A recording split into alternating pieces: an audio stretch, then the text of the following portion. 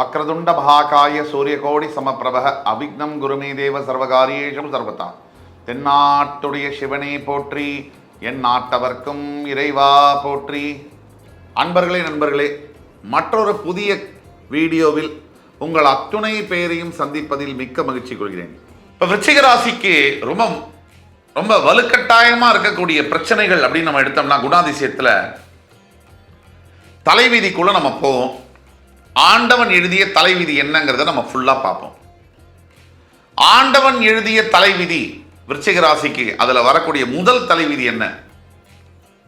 விருச்சிக ராசிக்கு தன்மேல் உங்க மேல நீங்க அன்பு கம்மியா வைக்கக்கூடிய ஒரு தலைவிதி இருக்கும். எல்லோருக்கும் 11 ராசிக்கும் முதல்ல தன்னை பிடிக்கும். ஆனா விருச்சிக ராசிக்கு மட்டும்தான் அடுத்தவங்களை பிடிக்கும். இது ஒரு குணாதிசயம், இது ஒரு தலைவிதி. இதனால வரக்கூடிய பாதிப்புகளை நீங்க அனுபவிச்சுதான் ஆகணும்.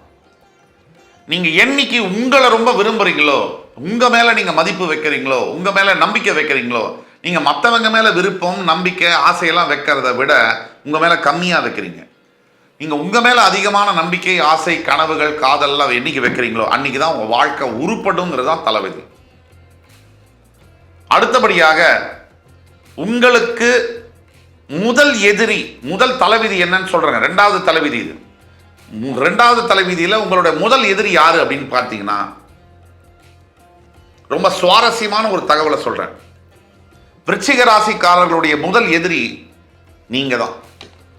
உங்களை விட உங்களுக்கு முதல் எதிரி இருக்கவே முடியாது. ஏன்னா உங்கள் ராசிக்கு அதிபதியான செவ்வாய் உங்கள் 6ஆம் இடம் என்று சொல்லக்கூடிய மேஷ ராசிக்கும் அதிபதியாக வருவதனால், மேஷராசி உங்களுக்கு 6ஆம் இடம். அந்த 6ஆம் இடம் எதை சொல்லும்? எதிரிகளை, மறைமுக எதிரிகளை சொல்லக்கூடிய இடம். நீங்களே உங்களுக்கு எதிரியாக செயல்படக்கூடியது உங்களுடைய குணாதிசயத்தில் ஒரு குணாதிசயம். தலைவிதி என்பது உண்மை.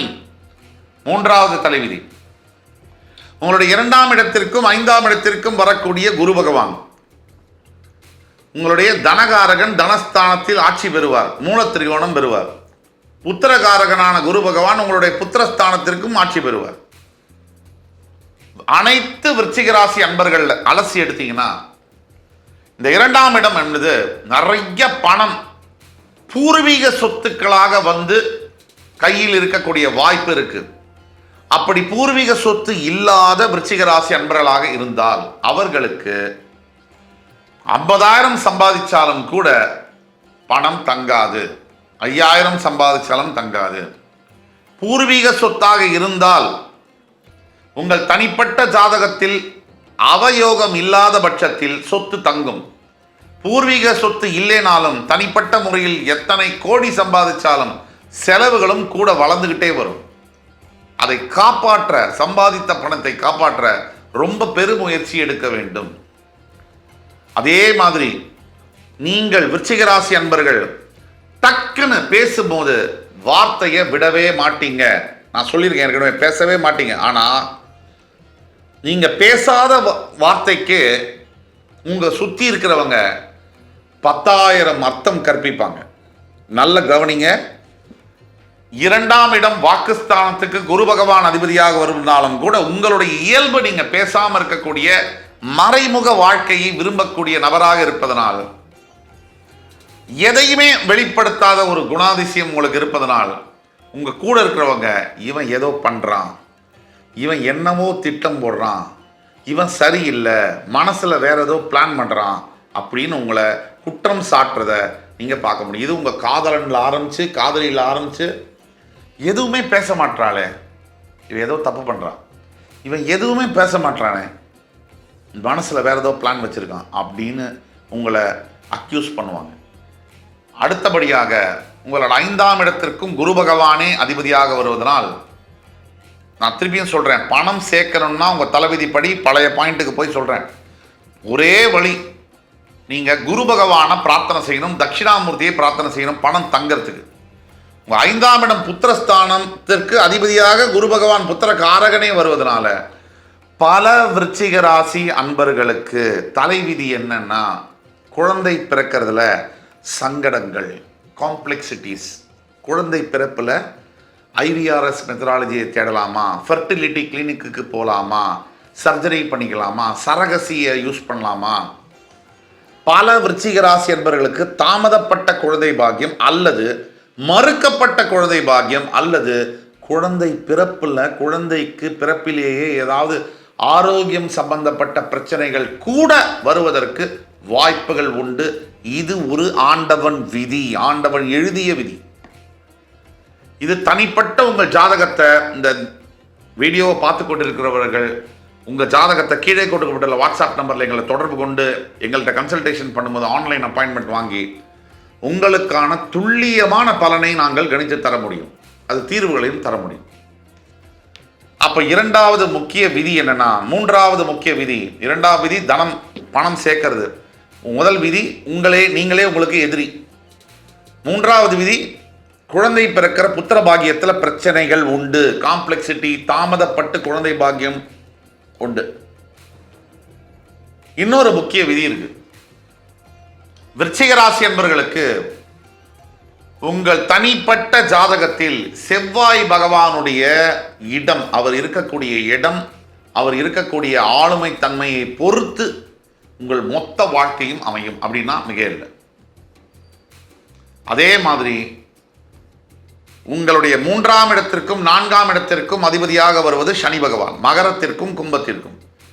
உங்கள் ராசிநாதன் உங்கள் 3ல் போய் உச்சம் பெறுவார்.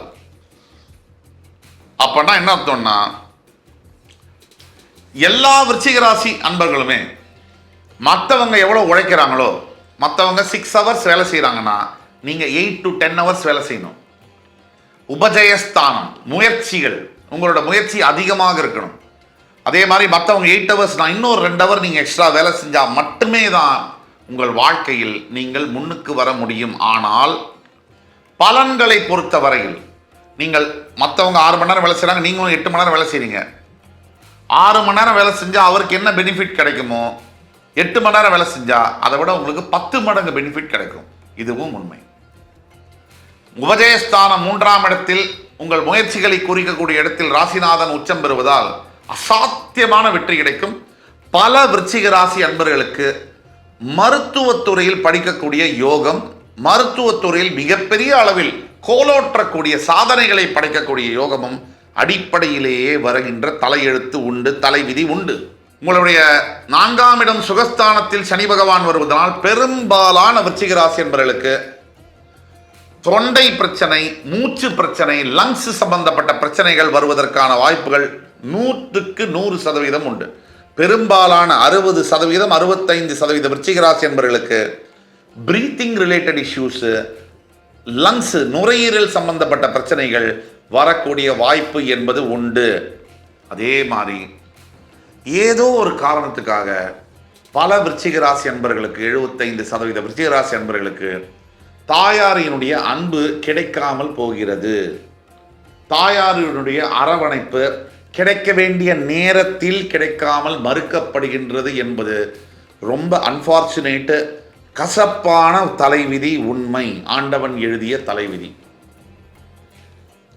அம்மா கிட்ட இல்லாமையும் சரியான நேரத்தில் அம்மாவுடைய பாசம், அரவணைப்பு கிடைக்காம போகக்கூடியது என்பது விருச்சிக ராசி நேயர்களுக்கு உண்டு. அதே மாதிரி உங்கள் ராசிநாதனே 6ஆம் இடம் மேஷராசிக்கு அதிபதியாக வருவதனால் எதிரியை நீங்கள் தேட வேண்டியதில்லை. கண்ணாடியில் பாருங்கள், உங்கள் முக கண்ணாடியில் பாருங்கள், உங்கள் எதிரி யார் என்று உங்களுக்கு தெரியும், பளிச்சுன்னு தெரியும். ரெக்கார்டே பண்ண வேண்டாம், டெய்லி பார்த்துக்கலாம் எதிரிய. நீங்கள் உங்களுக்கு எதிரான முடிவுகளை எடுக்க உங்கள் மனம் முற்படும். அதுக்கு நீங்க காரணம் இல்லை, உங்களுடைய பிறவி ரகசியம், ஆண்டவன் எழுதிய தலைவிதி காரணம். உங்களுக்கு வேண்டாத முடிவுகளை, உங்களுக்கு வேண்டாத பேச்சை நீங்க பேசுவீங்க, உங்களுக்கு தேவையில்லாத எண்ணங்களை யோசிக்கிறது, உங்களுக்கு வேண்டாத செயல்களை நீங்கள் செய்வது, இதெல்லாம் நடந்தே தீரும். இது ஒரு பக்கம். இப்ப வருவோம் 6வது மற்றும் 7வது தலைவிதி. 6வது தலைவிதி என்னன்னா, அனைத்து விருச்சிக ராசி அன்பர்களுக்கும் மனைவியாக வரக்கூடியவர்கள் அதிகமாக செலவு செய்வார்கள். குடும்பத்துடைய வருமானத்திற்கு மீறி செலவு செய்யக்கூடியவர்கள் விருச்சிக ராசிக்கு வரக்கூடிய மனைவிமார்கள். அப்படியே திருப்பி போட்டுக்கு. விருச்சிக ராசியில் இருக்கக்கூடிய பெண்களுக்கு வரக்கூடிய கணவன்மார்கள் ஷோக்கு போக்கா இருப்பாங்க. நிறைய காஸ்மெட்டிக்ஸ் யூஸ் பண்றது, சென்ட் திரவியங்கள், வாசனை திரவியங்களை பயன்படுத்துவது, 55 வயசு ஆனாலும் 25 வயசு பையன் மாதிரி நடிக்க பார்ப்பார். இதுதான் விருச்சிக ராசியில் இருக்கக்கூடிய பெண்ணுடைய கணவன்மார்கள் செய்யக்கூடியது. கலைத்துறையை நாடுவார்கள். என்டர்டெயின்மெண்ட், ஜாலியா இருக்கணும்னு ரொம்ப விரும்புவாங்க. அதே மாதிரி கஞ்சத்தனமும் படுவாங்க. அவங்களுக்கு வேணும்னா அதிகமாக செலவழிப்பாங்க, உங்களுக்கோ குடும்பத்திற்கோ வேணும்னா கஞ்சத்தனம் படுவாங்க. இது தலைவிதி. நிறைய இடங்கள்ல விருச்சிக ராசி அன்பர்களுக்கு சரியான வாழ்க்கை துணை அமைவதில் பிரச்சனை இருக்கு அப்படிங்கிறது தான் உண்மை. முதல்ல இந்த காதல் வேகத்துல ஜாதி விட்டு ஜாதி, இனம் விட்டு இனம், மதம் விட்டு மதம் மாதிரி கல்யாணம் பண்ணிடுறது. அது கல்யாணம் பண்ணி 30லேருந்து 60 நாள் 90 நாள் முடிஞ்ச உடனே ஒரு ரியாலிட்டின்றது ஒன்று வரும். விருச்சிக ராசி அன்பர்களுக்கு அது பெருசாகவே வரும். அப்படியே ஐயோ போச்சுரா வாழ்க்கை அப்படின்னு நினைக்காத கணவன் மனைவி விருச்சிக ராசியில் இருக்க முடியாது. இது சத்தியம். இதுல ரேர் எக்ஸெப்ஷன்ஸ் இருக்கலாம். விதி விலக்குகள் விதியாக முடியாது. விதி விலக்குகள் இருக்கலாம், ஆனால் அது விதியாக முடியாது. 85% விருச்சிக ராசி அன்பர்களுக்கு திருமண வாழ்க்கையில் திருப்தி இல்லை என்பதுதான் நிதர்சனமான ஆண்டவன் எழுதிய விதி.